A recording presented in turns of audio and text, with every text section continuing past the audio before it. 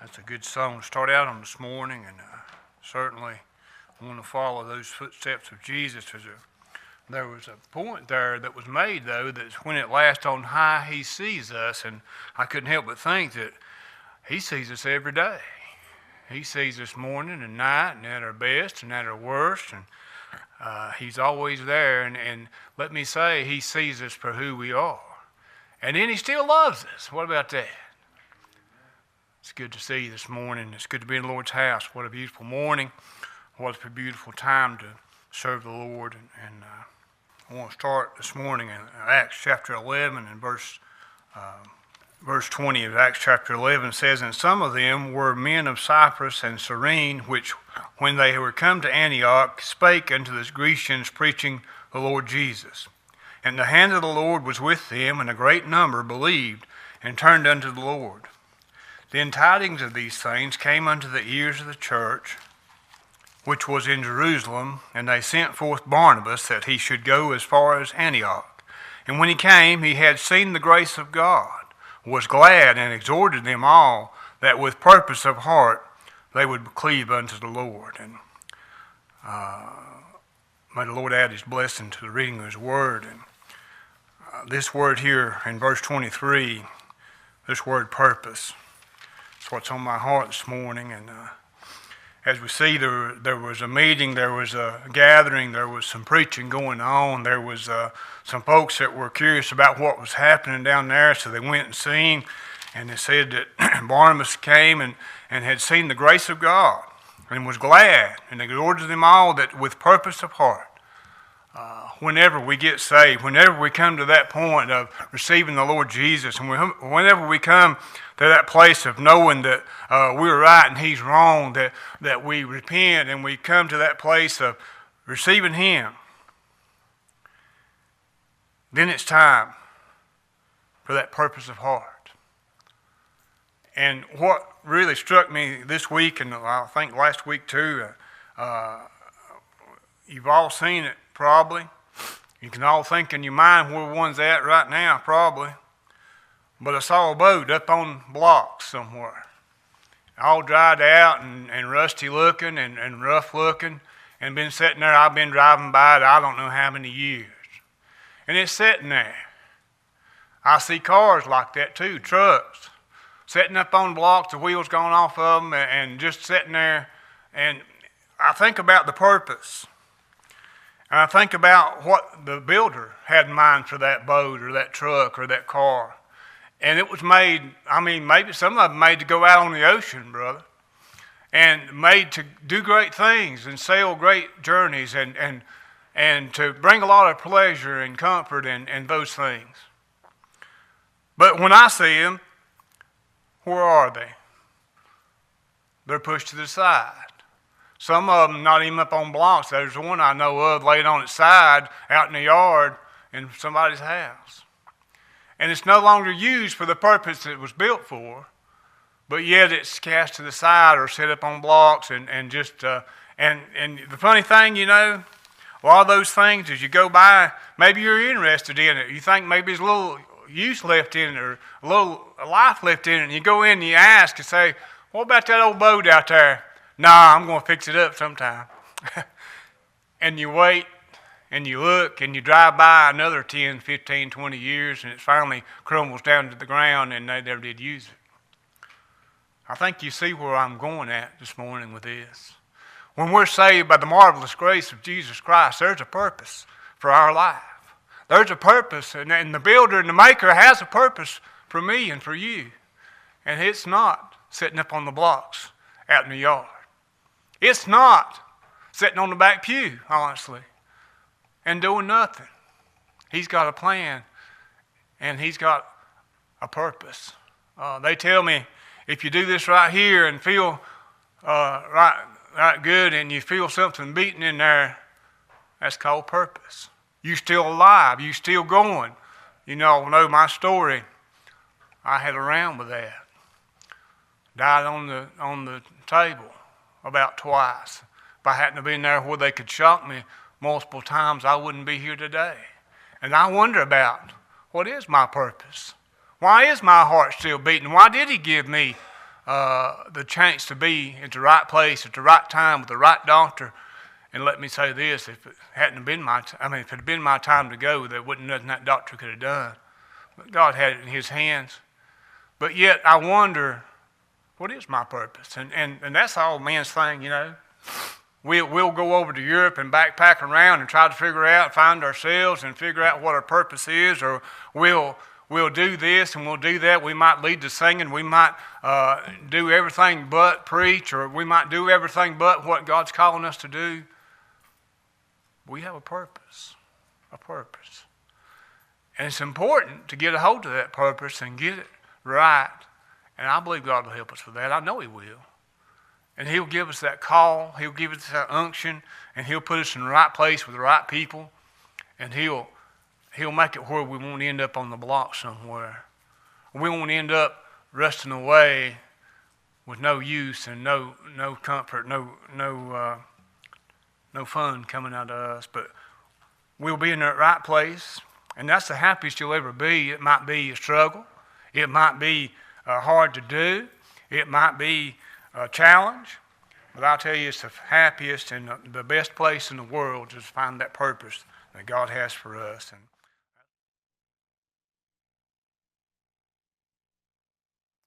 title of our lesson is Jonathan. And how much, I'm going to question here, how much do we do people let the world dictate their role of their life? We all do to some degree. I got to thinking, I thought about fashion, the clothes we wear. I remember back when I was around 13, 14 years old. Some of y'all younger ones is going to think I'm really foolish here, but the shoes I wore at church, they had about 2-inch soles on them, and the heels was about 3 inches. So I stood about 2-3 inches taller than what I really was. I was in style. Also when I was a kid, I remember a lot of the older ladies of the church, they always wore a hat. Men, they always wore a tie. Every generation changes. Some people, though, they put their whole faith in the world, though. A lot of people, like I've said before, they've made climate change their religion. The point is, every generation's culture is always changing. Something that may be very important this year, next year, it may just fade away. So the world changes. So why would anyone put their faith in something that is more than likely going to change in a year or two? God, though, he does not change. What God promised 1,000 years ago, or maybe said 2,000 years ago, it's still true. It's still true today. So why would someone put their faith in something that's always changing? Or put their faith in God who does not change? Thing is, we should never, this is the point here, we should never let the world define us. Only God. Our lesson's taken in 1 Samuel. Jonathan, he had decided to He had to decide to whether let the world define him or let God define him. The world, though, they would not understand Jonathan's decision, which doesn't make Jonathan's decision wrong. In fact, he decided with God, which made his decision right. Saul, he was king. He was king of Israel, and Jonathan was Saul's son. Everyone knows the story about Goliath and how he was making fun of the Israelites for not coming and challenging him in a fight.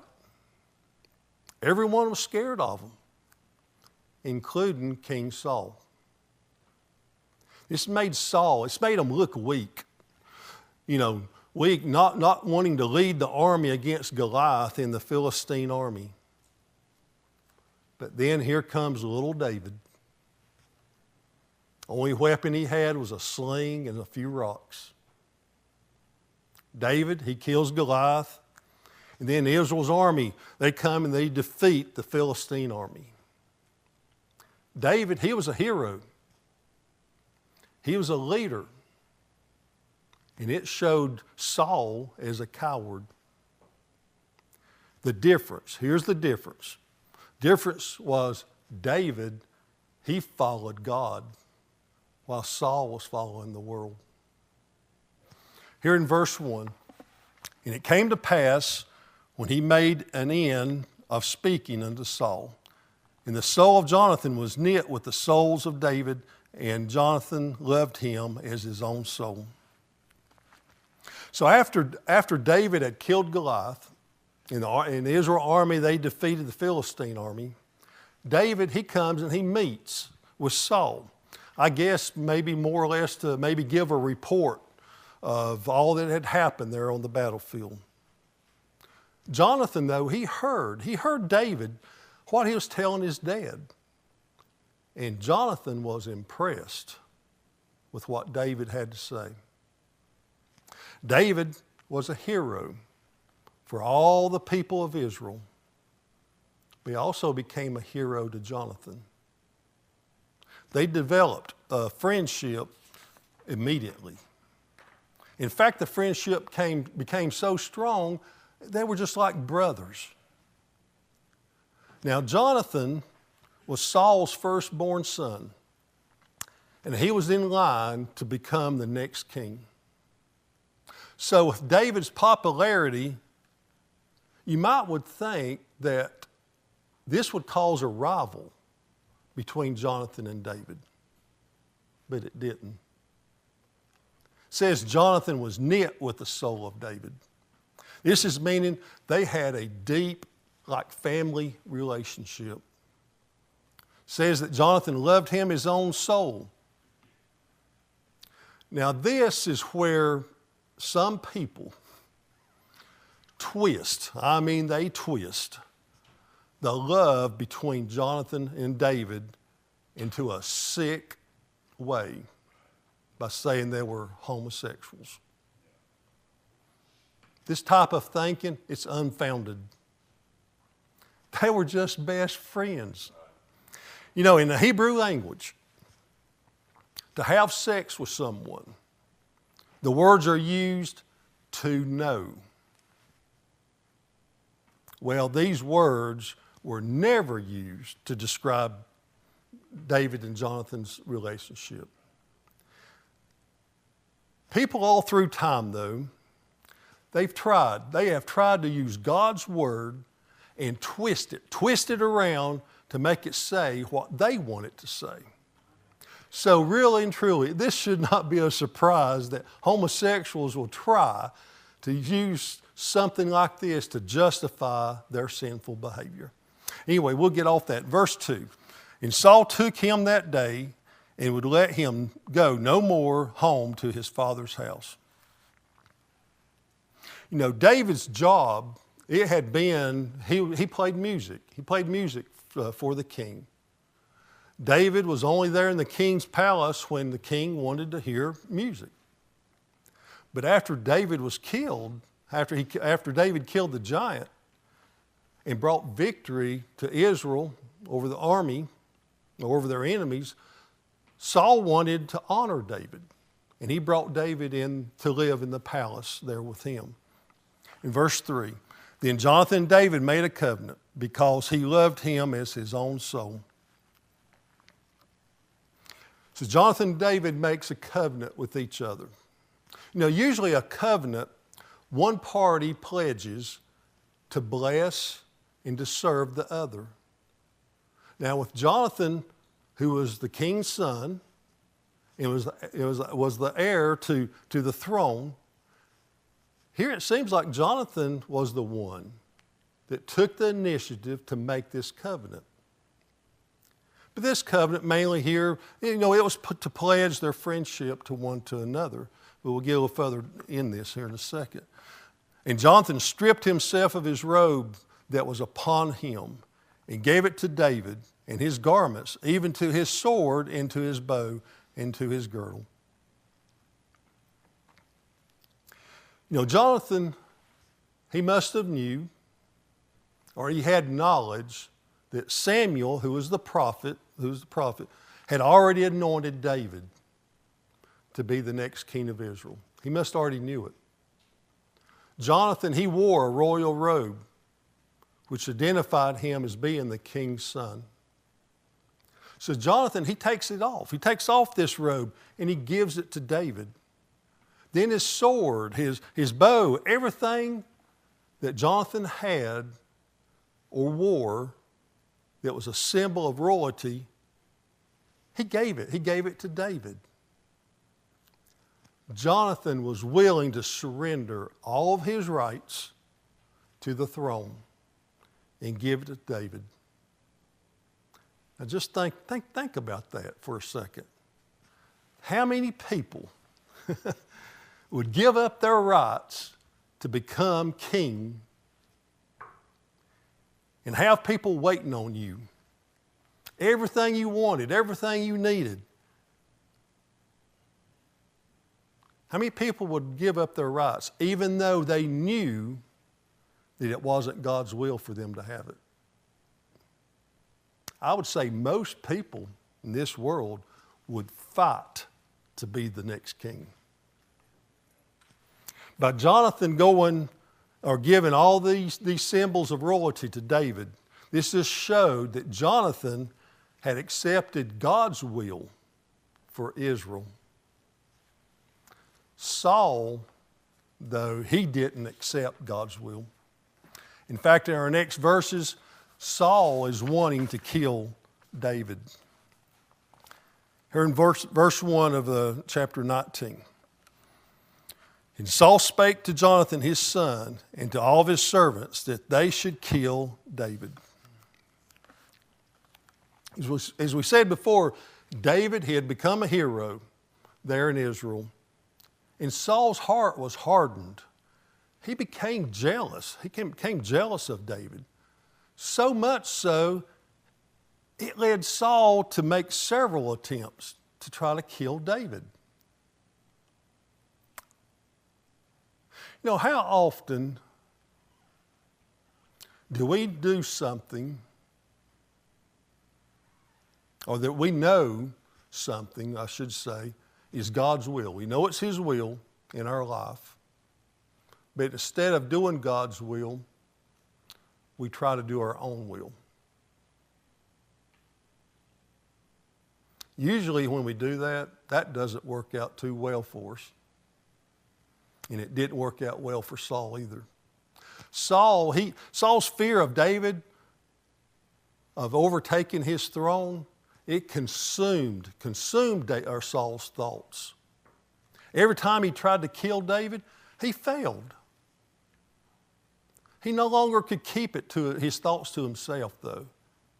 He would tell his servants, but also tell his sons his plans, how he was going to get David.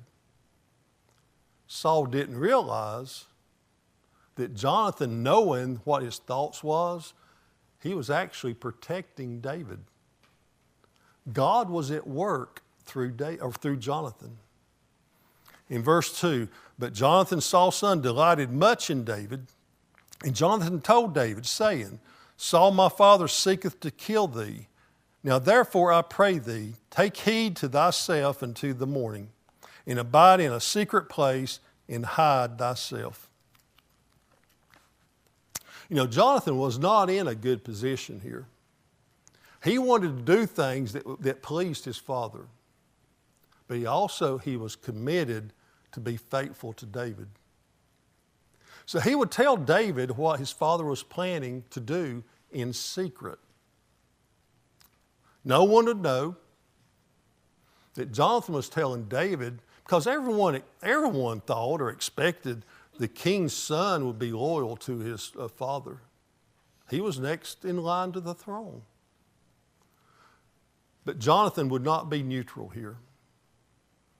He wouldn't sit back and watch God to act.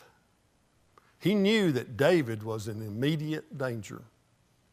So Jonathan took David to a field to conceal David. It was very close by, though, because Jonathan didn't want to raise suspicion by going at a long distance away to tell David what was going on. But also David, being in that field close by, could observe the meeting between Jonathan and Saul, which is here in verse 3. And I will go out and stand beside my father in the field where thou art, and I will commune with my father of thee, and what I see I will tell thee. So Jonathan and Saul, they went out in the field where David was hiding. They talked, and Saul tells his intentions of killing David. Jonathan, he pleads with his dad not to take this action against David.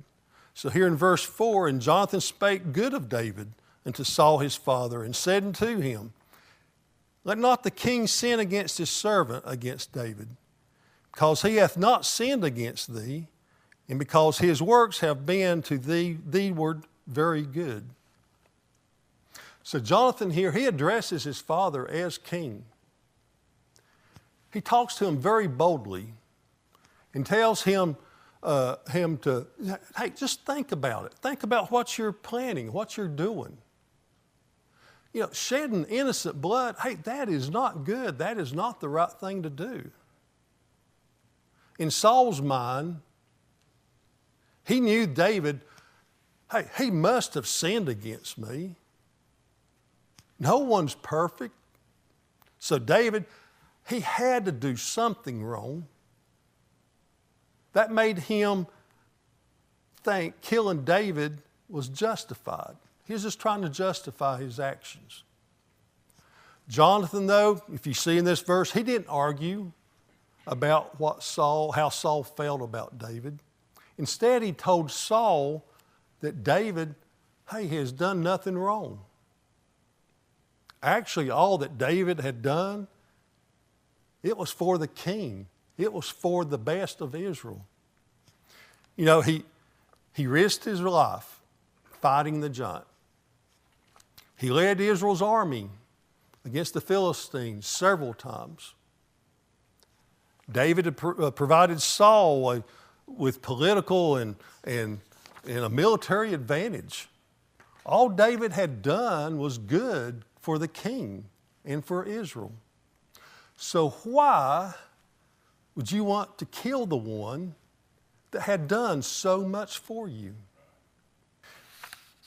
Now we go to chapter 23. You know, Saul here, he is still after David.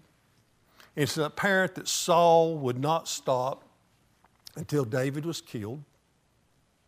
Jonathan again had warned David that Saul was coming again, and David, he decided to take matters in his own hands. He goes to the Philistine city of Gath to hide from Saul. That didn't work out very well. Taking matters in your own hands instead of following God's direction. David began getting concerned that the people there in the city would turn him over to the king, King Saul. So David and his army, they left the city. By David going to the city, though, Some of the priests, though, they defended David. They said that David, hey, he was innocent from these charges made from Saul. What ended up happening? Around 85 priests was killed. David knew this was his fault. So he began listening to the Lord, and he fled to the wilderness of Ziph. So here in verse 15, and David saw that Saul was come out to seek his life. And David was in the wilderness of Ziph in a wood. So God, he guided David, protecting him. But you know, this area of wilderness though, man, it was tough living. What God was doing, he was shaping David to be ready to be king. But David though, he was getting tired. He was getting tired and he was getting discouraged. You know, David, he had been running all this time, been hiding for a long time. He's getting discouraged. But God sends help. He sends Jonathan. Verse 16. And Jonathan, Saul's son, arose and went to David into a wood, or to the wood, and strengthened his hand in God. You know, Saul and his army, they'd been looking. They'd been looking everywhere trying to find David. But Jonathan, he gets up. He's able to find them. This just shows God was at work. Jonathan, you know, he wasn't going to be able to stay very long there with David. But he was able to give David a precious gift. And that was encouragement. He reminded David that God was faithful. He reminded David that the promises that God had made to him. Also, he's telling David, hey, God's never going to leave you. You know, we may know someone that may be hurting in some way. They may be down and out. They may be very discouraged. It may be God's will that He's directing us to be like Jonathan. Go to that person and give them the precious gift of encouragement. Tell them that God, He's never going to leave you. You know, anytime we put our focus on Jesus, that is the most comforting thing a person can ever do. In verse 17, and he said unto him, fear not, for the hand of Saul my father shall not find thee, and thou shalt be king over Israel, and I shall be next unto thee, and that also Saul my father knoweth. So John tells David the reason, hey, you should not be afraid of Saul. First thing is, God was going to be with him to protect him. Next, David, hey, you can find confidence, you can have confidence in God's promise. You know, David would be the next king. And there was not one thing that Saul could do about it. You know, Jonathan then tells David that, hey, I'm a true friend. And he was going to be willing to serve him as king. You know, at this time, Jonathan had kept or quit or stopped keeping it a secret that he was in full support of David. More and more people at this time began supporting David. And also David's army was growing. Jonathan says here in this verse that Saul my father knoweth. Saul knew. He knew that David would end up succeeding him as king. Saul knew it was God's will. But yet, Saul kept fighting against the will of God. Fighting against the will of God. It does not end well. In verse 18, and they two made a covenant before the Lord, and David abode in the wood, and Jonathan went to his house. So Jonathan and David, they renew their friendship and covenant before the Lord. You know, they both fully trusted in God's promise. You know, next, Jonathan, he had to leave. He had to leave so it wouldn't attract attention where David was hiding. And Jonathan returns back to his home. Sadly, this is the last time Jonathan and David saw each other here on earth. Jonathan had accomplished what God wanted him to do. In chapter 31, Jonathan and Saul both died in battle. So in our lesson, first of all, we need to encourage our leaders. But also, we may need to encourage a family member, a friend, or a neighbor that's going through a hard time. Whatever God is leading us to do, we need to follow the will of God.